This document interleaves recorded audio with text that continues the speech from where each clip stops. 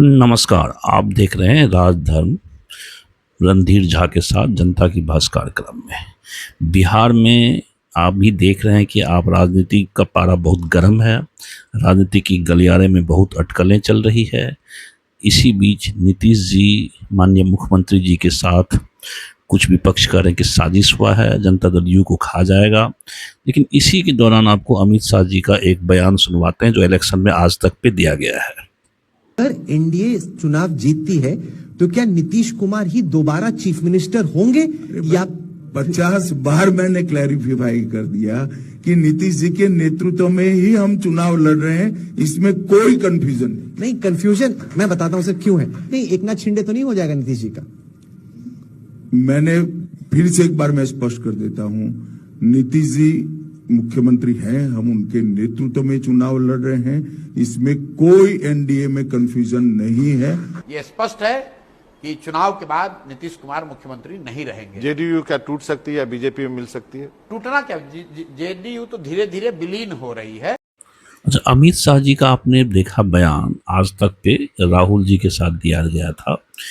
अच्छा, आप एक गौर करेंगे, जब भी अमित शाह जी किसी पत्रकार को अपना इंटरव्यू देते हैं तो आपको ऐसा महसूस होगा कि अमित शाह जी अननेसेसरी उसको पत्रकार को दबाव में लाना चाहता है।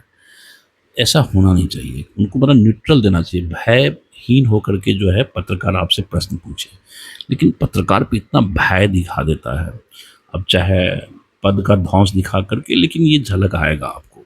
तो पत्रकार क्या होता है, अपना शब्द भूल जाता है। और राहुल जी जैसे श्रेष्ठ पत्रकार, इतना निर्भीक पत्रकार जब इतने भय में आ जाते हैं तो सोचिए छोटे मोटे पत्रकार का क्या हाल होता होगा इन लोगों के सामने। अभी कुछ और क्लिप्स आपको दिखाते हैं क्या हुआ है।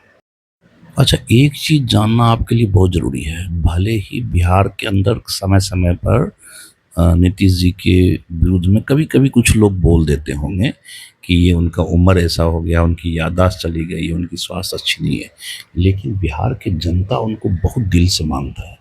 क्योंकि बिहार को अगर इस ऊंचाई तक पहुंचाया है तो इसमें उनका ही हाथ है। कोई बिहार जैसे राज्य को इतना ऊंचा नहीं उठा सकता था।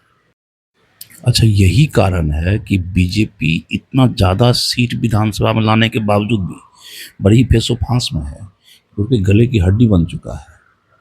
इसीलिए जदयू के कार्यकर्ता का आरोप है कि माननीय नीतीश जी पर कोई दबाव बना करके, कोई नैतिक दबाव बना करके उनको हाईजैक करके राज्यसभा ले जाकर के शॉर्टकट में बीजेपी का मुख्यमंत्री बनाना चाहता है। इसलिए जदयू के कार्यकर्ता में बीजेपी के प्रति बहुत आक्रोश है। इतना ही नहीं, जदयू के ही अंदर में बहुत फूट दिखाई पड़ा।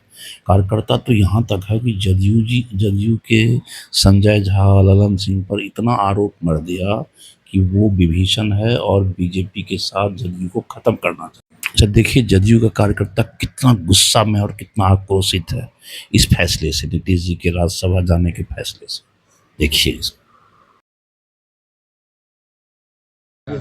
एक टकला अमितवा भेज रहा बीजेपी का दलाल, यहाँ जो चाटने में बनेगा एकदम छाली वाला राबड़ी या दही, इसलिए।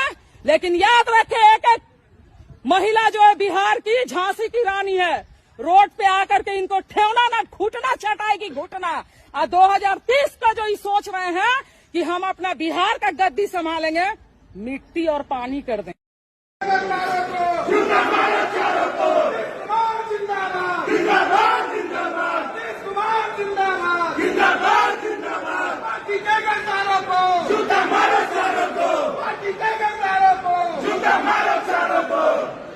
अमित शाह जो है ना नीतीश कुमार को दबाना चाहते हैं, वो पीएम का भी हकदार खत्म हो रहे हैं अमित शाह जी, ये भी सुन लीजिए।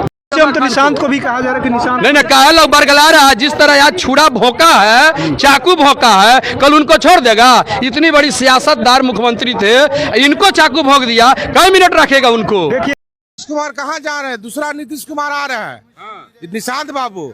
अब बिहार में गर्दा गर्दा उड़ेगा। क्या होगा देखिए ना क्या होता है, आगे आगे देखिए होता है क्या। कल सदस्यता ले रहे हैं, उसके बाद देखिए ना, कल से ही खेला शुरू हो जाएगा, एकदम पूरा खेला स्टार्ट हो जाएगा, गर्दा गर्दा उड़ जाएगा बिहार में विरोधी का।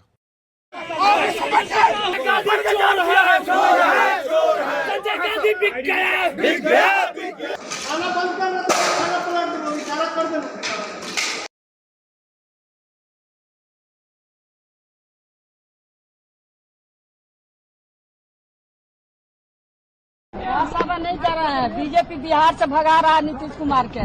बुद्धि उनका भ्रष्ट हो गया है नीतीश कुमार के। नहीं जाना चाहिए, बिहार नहीं छोड़ना चाहिए।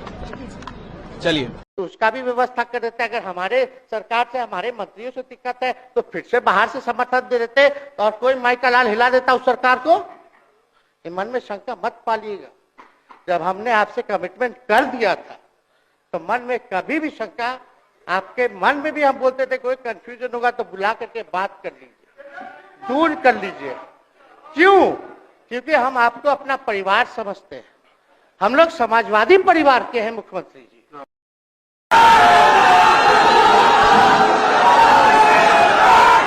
यहाँ पर मौजूद आप सभी लोगों का अभिनंदन करता हूँ। आप सब अपना कीमती समय निकालकर यहाँ पर आए। मैं आपका स्वागत करता हूँ, नमन करता हूँ, आभार व्यक्त करता हूँ।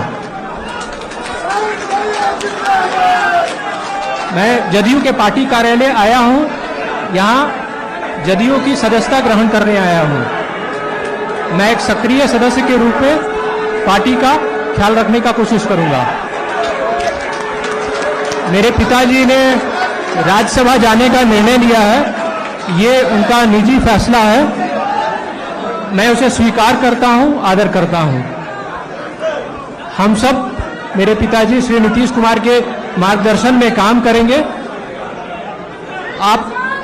आपका जो विश्वास आप पार्टी ने और जनता ने जो मुझ पर विश्वास किया है, मैं उस पर खरा उतरने की कोशिश करूंगा। एक पार्टी कार्यकर्ता के हिसाब से मैं पार्टी संगठन को मजबूत करने की कोशिश करूंगा। पापा ने जो 20 साल में किया उसे जन जन तक पहुंचाने की कोशिश करूंगा और जनता के हृदय में अपना घर करने की कोशिश करूंगा। मेरे पिताजी ने जो 20 साल में किया है वो सबको याद रहेगा। मुझे गर्व है जो भी पिताजी ने 20 साल में किया है। सारे बिहार वासियों, देशवासियों, सबको मेरे पिताजी पे गर्व है। धन्यवाद। आप सभी पार्टी कार्यकर्ता, जमीनी लेवल के कार्यकर्ता, वरिष्ठ नेताओं, जनता, बिहार की जनता, देश की जनता, सबसे अनुरोध करता हूं कि आप पापा पे अपना विश्वास बनाए रखें और अपना मनोबल बनाए रखें। धन्यवाद।